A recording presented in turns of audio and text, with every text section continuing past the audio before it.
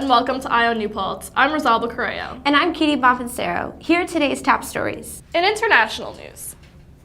On Wednesday, rescuers looked for the remains of 150 people killed when Germanwings Flight 9525 crashed without warning in a remote corner of the French Alps on Monday. Conditions for recovery efforts Wednesday were not ideal, with wind and low cloud in the area. Even without inclement weather, crews faced an array of challenges in finding the remains of those on board. The plane crashed in an area known as the Massif des Trois Évêches near Dain-les-Bains, where mountain peaks soar almost as high as 3,000 meters. Officials say they need to fly helicopters to the crash site to allow teams to begin search and recovery efforts. In national news, America's longest war just got a little longer for thousands of U.S. troops. President Barack Obama's decision to keep 9,800 soldiers in Afghanistan through this year is double what was previously planned. The decision represents an American bet that a new president, Ashraf Ghani, might finally be the reliable partner in Kabul who can solidify gains of the 14-year U.S. mission. But though Obama has long pined for a dependable counterpart in Afghanistan and hoped for greater stability there, Ghani's arrival comes with a significant political price. In order to encourage Ghani, Obama has little choice but to accept his appeals for more U.S. troops to stay longer in Afghanistan. So far, Obama and Ghani have been making a show of solidarity. On Tuesday, police in Detroit made a gruesome discovery. A bailiff performing an eviction on a home on the east side of Detroit called 911 after discovering the body of a female child inside a freezer. While investigating the body, authorities found a second body, a male, according to a release from the Detroit Police Department. Both bodies were inside a plastic bag. The mother of the children was apprehended at a separate location and was later arrested on child abuse charges, pending the results of the medical examiner's report. Police have not yet released her name or the children's, but the young boy was 11 years old. Stay tuned for local news.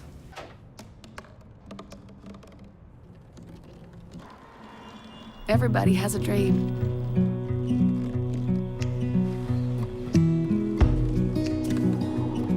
Mine was to see the ocean.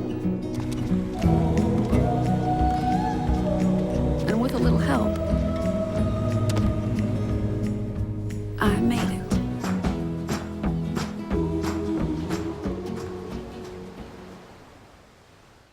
In local news, it's that time again. Voting for Mascot Madness has begun. SUNY New Paltz's very own Hugo the Hawk was 2013 Mascot Madness champion and was able to make it all the way to the semifinal round last year. The mascot is looking to reclaim his title in the 2015 competition and needs our help.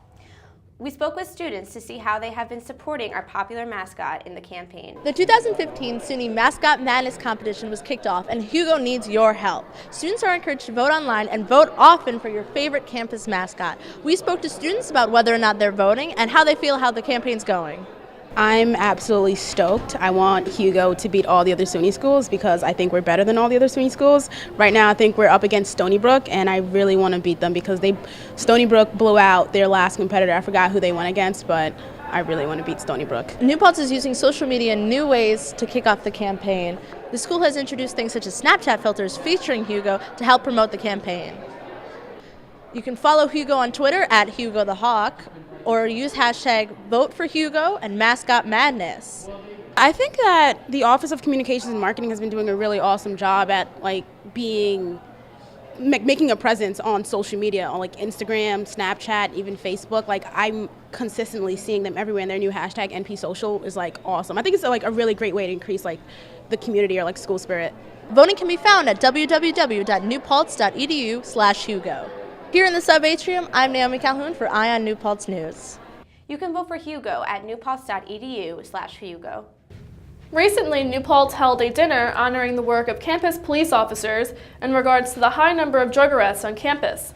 Students held a protest outside sub 6263 chanting "Shame, shame" as campus police and PBA representatives filed out of the conference room and up the stairs afterwards. Eye on New Paltz spoke with Jordan Taylor, an attendee of the protest and Vice President of Academic Affairs and Governance of the New Paltz Student Association. Hi, I'm Katie Bonfensero here at the Student Union Building to speak with a student from the Student Association about the recent protest on the two-strike policy. Let's take a look at what he has to say. New Paltz was ranked number 1 in schools for drug arrests per capita in the country.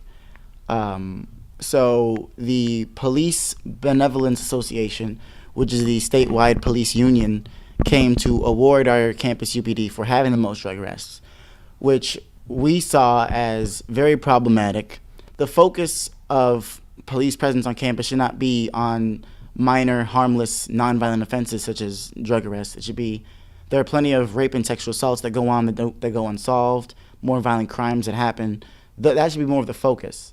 How are you going to get into other schools? How are you going to get a job? All because you smoke a plant, they want to kill your career? It makes no sense. What's the administration doing it for? Okay, we are here protesting SUNY New Paltz's two-strike policy on marijuana. We feel that it's unfair. It's not equivocal with New York State law. The rest of the SUNY system has 3 strikes for marijuana and alcohol. We're the only school that has 2. That we don't want the 2-strike policy. We've been asking for a 3-strike policy for over 10 years. We're also protesting in response to the recent Huffington Post article noting that we had the highest rate of on-campus drug arrests in the country. We believe that's not something to be proud of. We don't believe that it reduces any sort of drug-related harm, and we think that New Paltz needs to take things into a new direction in order to reduce harms and in order to keep people safe. The police should work with the community and be a part of the community, not act against it. Here at the Student Union building, I'm Katie Bompancero. Back to you. You can find the packages for these stories at WNPC-TV.org. This past Thursday in the NPR, April Coughlin delivered a speech to students titled Disability and Social Justice, Disability Rights or Civil Rights. Ms. Coughlin is an advocate for accessibility, particularly regulating physical environments. She works closely with caregivers and those with new spinal cord injuries to ensure sensitive, supported care is delivered. An accomplished public speaker, April addresses audiences on a variety of topics related to education, disability studies, and accessibility. Attendees had the chance to get to know April and her struggles at the event. Stay tuned for Brett Linehan with your entertainment news. Up, college is hard. Down, those books are heavy. My sport is football, but my passion is education. So every year I take promising high schoolers on a college tour to show them that higher education means a brighter future. My name is Nnamdi Asamoah. I don't just wear the shirt, I live it. You can be a reader, tutor, or mentor too. Take the pledge at liveunited.org/volunteer. Do you wear this? It has just been announced that One Direction heartthrob Zayn Malik has left the group. The British pop star initially left the group's world tour last week, citing stress as his reason for departure. Malik released a statement saying, quote, "My life with One Direction has been more than I could ever have imagined. But after 5 years, I feel like it is now the right time for me to leave the band." Jennifer Lawrence has announced she will no longer be appearing in the X-Men films after her 3rd appearance as the Blue Mutant Mystique. The next installment, X-Men Apocalypse, will be her last. Lawrence doesn't give a reason for why she's leaving the franchise, though it may have something to do with the 8-hour process it took for her to get into costume. X-Men Apocalypse, starring the final mutant outing for Lawrence and likely some other cast members as well, comes out May 27th of next year. Keeping up with the Kardashian star Scott Disick, known as Lord Disick to his peasants, fans, is back at home with Kourtney and the kids after spending time at a rehab facility in Costa Rica. Tuesday night, Scott was seen with his children, Mason and Penelope, having a sushi dinner in Calabasas. Kourtney told E! News on Saturday, "He made a lot of progress and I'm so proud of him." Here are the top yaks of the day. Our first one says, "You know spring is near when you hear the birds chirping on your walk of shame." Our second yak reads, "To the cops in Has right now. I know you guys don't get paid enough, but come on, Hasbrook, really?"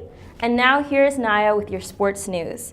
New Paltz will celebrate the 4th annual NCAA Division III Week with several athletic and community-based events throughout the week.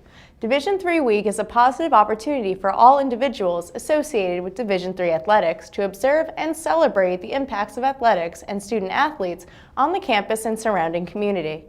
During the week, several outreach activities will take place from one of 3 categories: academic, accomplishment, athletic experience, or leadership, community service, campus involvement.